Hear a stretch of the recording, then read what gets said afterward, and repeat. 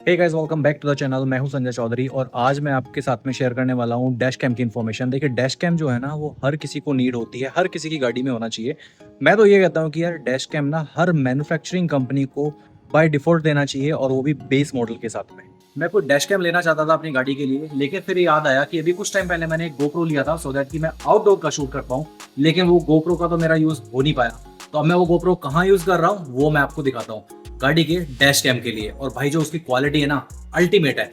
हालांकि अभी मैं वो टेम्परेरी बेस पे यूज कर रहा हूँ क्योंकि मुझे एक माउंट चाहिए सो दैट कि मैं उसे अच्छे से इंस्टॉल कर पाऊँ। अभी मैं आपको दिखाता हूँ गाड़ी के अंदर चल के कि मैंने कहाँ लगाया हुआ है और कैसी उसकी विजिबिलिटी है।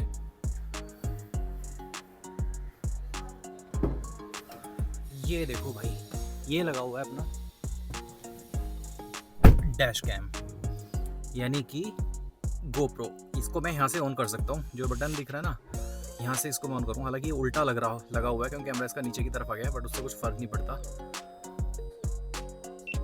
इसका व्यू देखना भाई, तो इसकी विजिबिलिटी देखो, इसका वाइड एंगल देखो, कितना ज़्यादा वाइड है ये, देख पा रहे हो।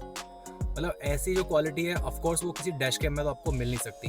अगर ये वाला माउंट किसी को लेना है तो मैं लिंक शेयर कर दूंगा, आप परचेज कर सकते हो। उसकी जो क्वालिटी है ना, वो बहुत बढ़िया है। इसका जो सक्शन है ना, बहुत ज़बरदस्त है, अल्टीमेट है, ये बहुत पावरफुल है। और इसको मैं रोटेट भी कर सकता हूँ। अगर कभी ऐसा है कि मेरे को शूट करना है अंदर का, तो मैं इस वीडियो को सिर्फ और सिर्फ यहाँ पर ऐसे करूँगा, और अभी आप देख सकते हो कि मैं अंदर का भी इसमें शूट कर पाऊँगा। तो ये यार मुझे बहुत सही लगा। सेटअप देखो कितना इजी है। सिर्फ मैंने ये ऑर्डर किया है, ये यहाँ पर लगा दिया है, इसमें मैंने ये माउंट कर दिया अपना गोप्रो, और अभी इसमें बैटरी लगी हुई है। लेकिन भाई गर्मी इतनी पड़ती है ना कि ये बैटरी होने की वजह से ये होगा ओवरहीट।